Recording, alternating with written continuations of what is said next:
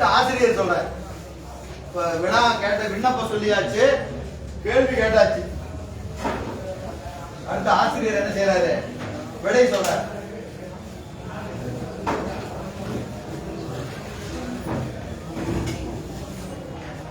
உள்ளபடி இத்தை உரைக்க கேள் உண்டனக்கு. உண்டனக்கு உள்ளபடி இத்தை உரைக்க கேள்.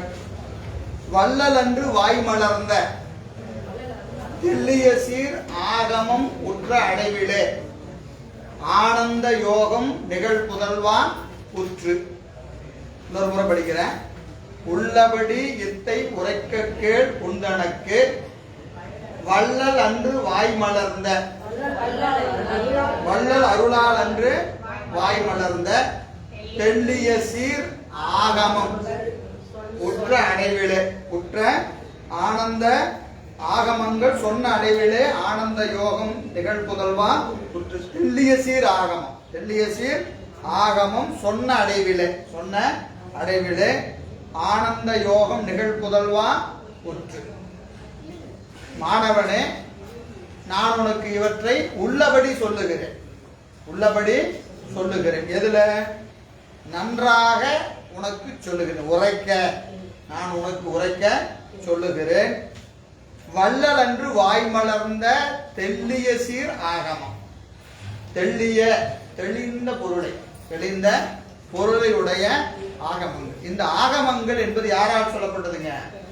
பெருமானால் சொல்லப்பட்டது, பெருமானால் சொல்லப்பட்டது. இதற்கு ஆதாரம் நமக்கு இதுல இருக்கு, திருத்தொண்டர் புராணத்திலேயே இருக்கா இல்லையா? எண்ணில் ஆகமம் இயம்பிய இறைவர். எண்ணில் ஆகமம் பொதுவா நமக்கு காமிக முதலாக வாதிலம் ஈராக ஆகமங்கள் 28 என்கிற ஒரு எண்ணிக்கை உண்டு, 28 என்கிற எண்ணிக்கை உண்டு. ஆனா அந்த 28 மட்டும் ஆகமம் இல்லை, 28 ஆகமம் தான். ஆகமங்கள் 28 என்பதுல நமக்கு ஒன்றும் மாற்று கருத்து கிடையாது. ஆனால் என்னது, அந்த 28 மட்டும் ஆகமம் கிடையாது. ஆகமம் என்ற சொல்லுக்கு இன்னொரு பொருள் என்ன செய்யலாம்னா, பதிபசு பாசத்தை விளக்கக்கூடிய நூல்கள் எல்லாம் ஆகமம் தான். பதியின் இயல்பையும் பாசத்தின் இயல்பையும் பசுவினுடைய இயல்பையும் விரிவாக சொல்லக்கூடிய நூல்கள் எல்லாமே என்னது, ஆகமங்கள் தான். அப்போ அந்த 28 மட்டுமல்ல, நம்முடைய திருமறைகள்லாம் என்னது, ஆகமங்கள் தான். இந்த சாத்திரங்கள் எல்லாமே நமக்கு ஆகம பிரமாணம்னு பேர். பிரமாண நூல் நமக்கு எது? சாத்திரங்களும் தோத்திரங்களும் நமக்கு ஆகமங்கள் தான். எனவே அந்த ஆகமங்களில் இருக்கக்கூடிய செய்தியை நான் உனக்கு சொல்லுகிறேன். தெல்லிய சீர் ஆகமம் உற்ற அடைவிலே. அடைவு என்பதற்கு முறைமைன்னு ஒரு பொருள் இருக்கு, முறைமை. ஏன்னா பாட சொல்றதுக்கு ஒரு முறை இருக்கு. பாடம் எப்படி சொல்லணும், எப்படி சொல்லணும்? ஆசிரியருக்கு தெரிஞ்சதெல்லாம் சொல்லிட்டு போகணும். மாணவருக்கு எப்படி வாங்கணும், மாணவருக்கு எப்படி வாங்கணும். ரொம்ப அழகா நன்னூல் இலக்கணம் சொல்லும். ஆசிரியருக்கு ஒரு இலக்கணம் சொல்லுகிற போது நல்லாசிரியர் எப்படி இருக்கணும் அப்படின்னு ஒரு இலக்கணம் சொல்லுது. ஆசிரியர் அல்லாதார், ஆசிரியர் அல்லாதார் அப்படின்னு ஒரு இலக்கணம் சொல்லுது. ஆசிரியர் அல்லாதார் சொல்லுகிற போது கலர்குடம், கலர்குடம், மடத்தெங்கு, மடத்தெங்கு. மடத்தெங்குன்னு என்னதுங்க? வளைஞ்சு நிக்கிற தென்னைமரம். ஒரு ஆள் இங்க இவன் வீட்டுக்குள்ள செடி மரத்தை, தென்னை மரத்தை வச்சு தண்ணி ஊத்தி வளர்த்தி வச்சிருப்பான்.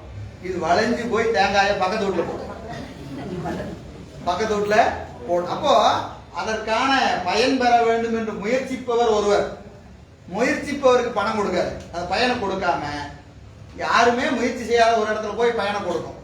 அது மடத்துக்கு. கலர்குடம் என்னதுங்க? அந்த ஒரு குடம் இருக்கும். அது எப்படி இருக்குன்னா, அந்த காய், ஒரு காய் சொல்லுவாங்க, வள வளன்னு இருக்கும் ஒரு காய். அதை ஒரு குண்டாக்குள்ள குடத்துக்குள்ள போட்டீங்கன்னு வச்சுக்கோங்க, போடும் போதே அப்படியே பலரும். முதல்ல போட்டது முதல்ல எடுக்க முடியாது, அப்படியே போட்டீங்கன்னா என்ன ஆயிரும், அப்படியே குழம்பிடும். வரிசையா எடுக்க முடியாது, போட்ட முறைமையில அதை எடுக்க முடியாது.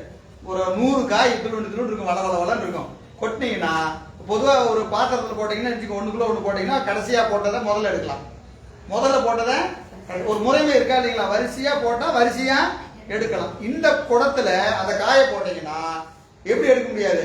போட்ட முறையில் எப்படி ஆயிரும்? எல்லாம் அப்படியே குழப்பிடும். அப்ப எடுக்கும் போது எப்படி வரும்னா அது பாட்டுக்கு வரும்.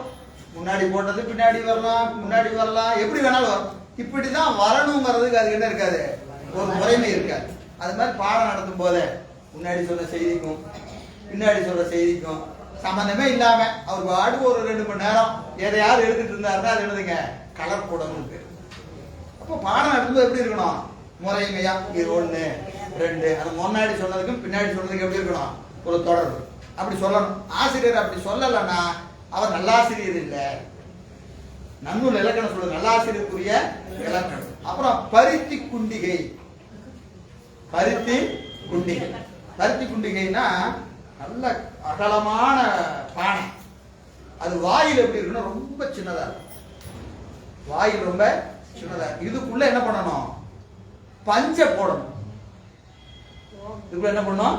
பஞ்சை போடணும். அப்படி எடுத்து போட முடியுமா? வாய் அகலமா என்ன செய்யலாம்? வலிச்சு உள்ள வச்சு அமுத்திடலாம். இது வாய் எப்படி இருக்கு? இவ்வளவுதான் இருக்கு. இவ்வளவுதான் வாய். குடம் இவ்வளவு பெருசு இருக்கு. குடம் எப்படி இருக்கு? இவ்வளவு பெருசு இருக்கு. இதை நப்பணும்னா என்ன செய்யணும்? கொஞ்சமா வச்சு ஒரு குத்தி வச்சு குத்தி குத்தி குத்தி குத்தி இதை நப்பணும். சரிங்க, கஷ்டப்பட்டு என்ன செஞ்சாச்சு? நிரப்பியாச்சு. கொஞ்சம் பஞ்சு வேணும்.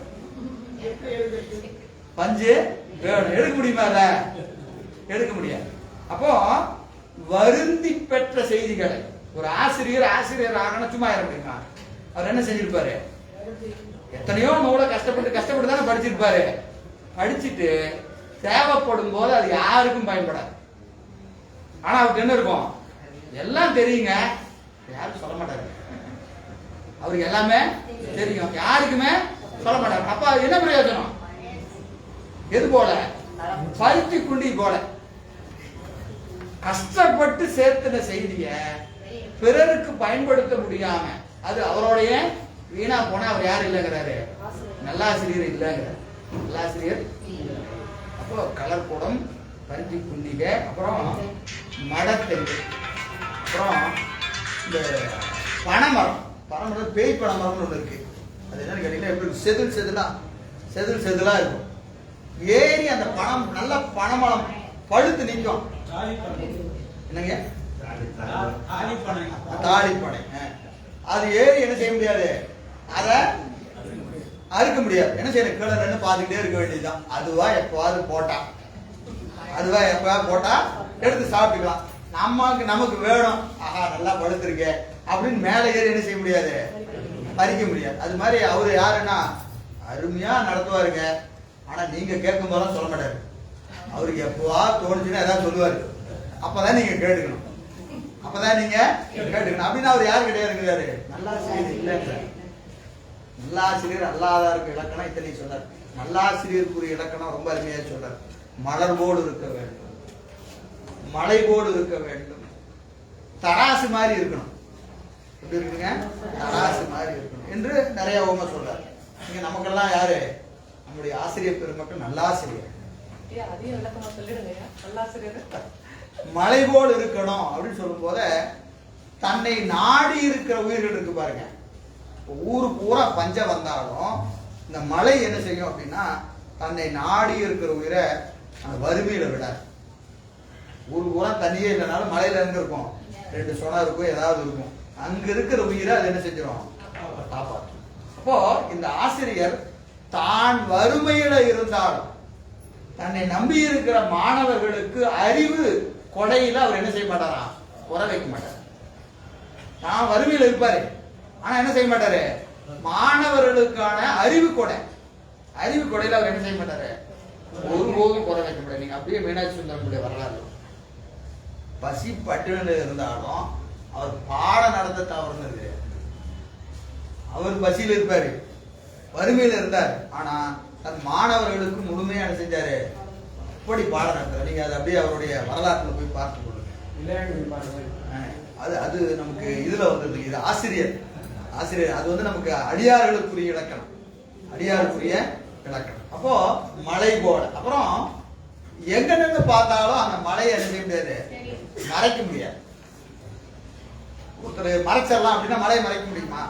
அது போல ஆசிரியர் பெருமையை யார் முயன்றாலும் என்ன செய்யக்கூடாது, மறைக்கிற அளவில் அவர் இருக்க முடியாது. அவரை மறைக்கணும்னு நினைச்சா கூட என்ன செய்ய முடியாது, மறைக்க முடியாத அளவுக்கு என்னது மறைக்கலாகாத பெருமையினர், மறைக்கலாகாத பெருமையினர். அப்புறம் இன்னொன்னு என்ன அப்படின்னா, எவ்வளவு நிலநடுக்குமே வந்தாலும் தன் திறத்தில் எப்படி நிற்கும், அசையாது நிற்கும். அது போல ஆசிரியர் தன் நிலையில என்ன இருக்கக்கூடாது, மாறவே கூடாது. எந்த நிலையிலும் தன் நிலையில மாறாது நிற்கும். நிலம் போல் இருக்க வேண்டும், நிலம் போல இருக்கணும். ஏன்னா தன்னை உழுவான் யாரு, உழவன் ஏற வச்சு நிலத்தை என்ன செய்யறான், கிழிக்கிறான். ஆனா அவனுக்கும் அந்த நிலம் என்ன செய்யும், நன்மையை தான் செய்யும். அது போல மாணவர்கள் அறியாமையில கூட என்ன செய்வாங்க, மாணவ ஆசிரியரை இழிவா பேசலாம், ஏதாவது செய்யலாம். ஆனா இவர் எந்த நிலையிலும் தன் மாணவர்களுக்கு துன்பத்தை செய்பவராக இருக்கக்கூடாது. அப்ப அவங்க அறியாமையில இருக்கலாம், அவங்க நம்ம மாணவருக்கு தெரியாம எது வேணாலும் செய்யலாம். ஆனா இவர் என்ன செய்யக்கூடாது, நீ என்ன அப்படி பண்ணிய இப்படி பேசினியன்னு இவரு அந்த நினைப்பை யார்கிட்ட இருக்கக்கூடாது. எல்லா மாணவரும் ஒன்றுதான். தராசிம்பர் நிலக்கோள் அந்த தராசு போல் வேண்டியவர் வேண்டாதவர் என்ற வேறுபாடு மாணவர்களிடத்து ஆசிரியருக்கு இருக்கவே. மலர் போல, மலர் போல என்பது என்னதுங்க, மங்களம் நிறைவு பெறுவது மலரினால். ஒரு மங்களம்னா அது என்ன செய்யும், பூ வச்சாதான். நீங்க ஒரு 1000 பவுன் தங்கம் ஒரு தட்டுல வச்சு கொடுக்குறோம்னு வச்சுக்கோங்க, ஒருத்தர் கொடுக்குறோம், ஒரு பெரியவருக்கு 1000 பவுன் தங்கம் வச்சு கொடுத்தோம்னா என்ன செய்வான், ஒரு பூவை கொண்டு வந்து வைக்க, அது மேல என்ன வைக்கணும், ஒரு பூ வைக்கணும். அப்போ இவ்வளவு செல்வம் இருந்தாலும் அந்த மங்களம் எப்ப நிறைவாகும், அந்த பூ வச்சாதான் மங்களம் நிறைவாகும். அப்ப மங்களத்தினுடைய நிறைவு மலரிலே இருப்பது போல. அப்புறம் எப்பவுமே ஆசிரியர் எப்படி இருக்கணும், மலர்ந்த முகமா இருக்கணும், சிரிச்சுட்டு இருக்கக்கூடாது. ஆசிரியர் எப்பவுமே எப்படி இருக்கணும், மலர்ந்த முகம் போல இருக்கணும். அப்புறம் ஒரு சபை ஆசிரியர் வந்தாதான் நிறைய மாணவர், அவருடைய மாணவர்கள் இருக்கிறாங்க இல்லைங்களா, அவங்க என்ன செய்யணுமா, எவ்வளவு 1000 பேர் இருந்தாலும் அவங்க யாரை தேடுவாங்க, ஆசிரியர். எங்க ஆசிரியர் வரலையே, எங்க ஆசிரியர் வரலையே. அப்போ அந்த சபை யார் வந்தா நிறையணும், ஆசிரியர் வந்தாதான் நிறையணும். அப்படின்னு என்ன அர்த்தங்க, அவர் அப்படி இருக்கணும், அவருடைய தன்மை அப்படி இருக்கணும். அதுக்காக ஆசிரியர் வந்த வர அவரு நான் வராம சபை ஆரம்பிக்கணும் அப்படி சொல்றது இல்லை. அவர் தன்மை எப்படி இருக்கணுங்க, அந்த நிறைவுட ஆசிரியர் வந்தாதான் நிறையணும். அப்படி இருந்தா அவர்களாம் யாரு, நல்லாசிரியர், நல்லாசிரியர் என்று நமக்கு நன்னூல் இலக்கணம் சொல்லுது. இப்ப அது இங்க வந்துருவோம்.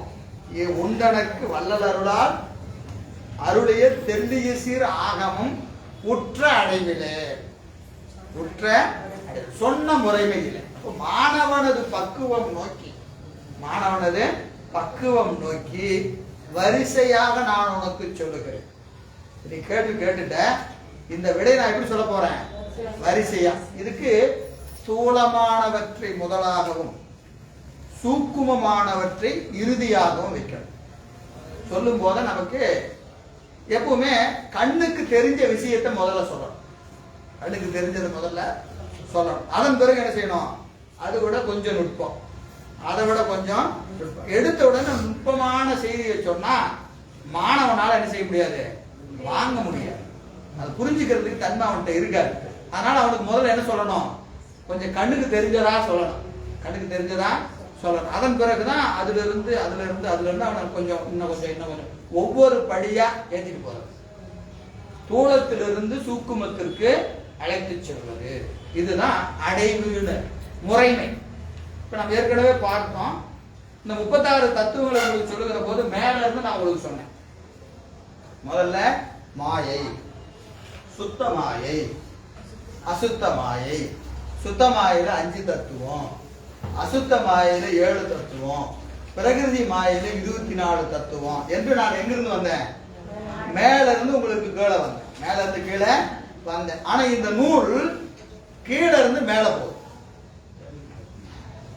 கீழே இருந்து மேல. முடிக்கும் போது கடைசியா என்ன சொல்லுவீங்க, மண் தத்துவம், 5 பூதங்கள், நிலம் நீர் நெருப்பு காற்று ஆகாயம் என்று சொல்லக்கூடிய 5 பூதங்கள் கடைசியா நம்ம அந்த வரைபடத்துல கடைசியா இருப்பது என்னது, அந்த 5 தான்.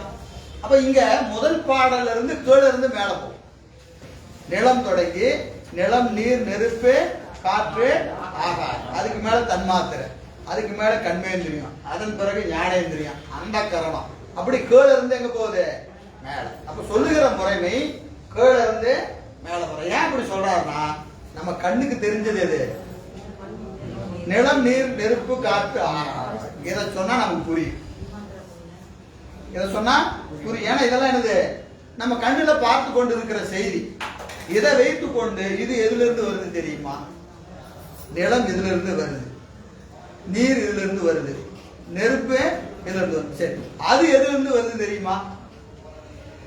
புரியுதுங்களா? இப்ப நம்ம ஒருத்தர் சொல்லணும்னா, இப்ப உதாரணத்துக்கு நம்ம சொல்றோம், இவர் யாருங்க அப்படின்னு ஒருத்தர் கேட்கிறோம். உடனே என்ன சொல்லுவோம்? உங்களுக்கு உங்க பக்கத்து வீட்டுல ஒருத்தர் இருக்கிறார்ல, அவருடைய அண்ணனோட பேரன். இப்ப நமக்கு தெரிஞ்சவர் யாரு? முன்னாடி நம்ம தினமும் ஒருத்தரை பார்த்துக்கிட்டு இருக்கிறோம். இப்ப இவரு தெரியாதவர். தெரியாதவர் யாருன்னு சொல்லணும்னா என்ன செய்யணும்? தெரிஞ்சவரை சொல்லி, அவருக்கும் அவருக்குரிய தொடர்பு சொல்லி, அவருக்கும் இவருக்குரிய தொடர்பு சொன்னா இவரு யாருன்னு நமக்கு புரியும். ஏன்னா இவரை நாம இதுக்கு முன்னாடி என்ன பண்ணதில்ல, பார்த்ததில்லை. இப்ப கண்ட பொருளை கொண்டு காணாத பொருளை விளக்குவது. இப்ப நம்ம கண்ட பொருள் எதுன்னா பஞ்சபூதம் தான். இந்த அஞ்சை தான் நம்ம பார்த்துருக்கிறோம். அதனால நூலை ஆரம்பிக்கும் போது முதல்ல எங்கிருந்து ஆரம்பிக்கிறாரு?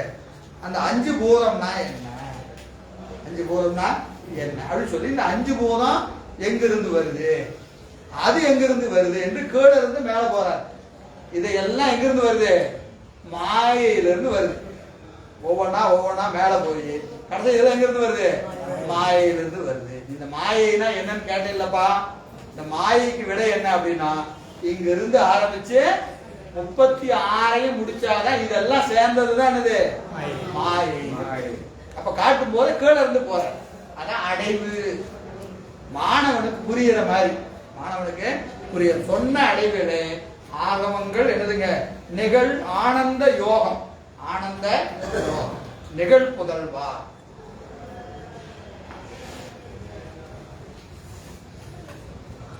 ஆனந்தமாகிய யோகம் நிகழக்கூடிய தகுதியுடைய மாணவனே. இங்க புதல்வன் என்று மாணவனை சொல்ற காரணம், ஆசிரியருக்கும் மாணவனுக்கு உரிய முறைமை தந்தை மகன் உறவு.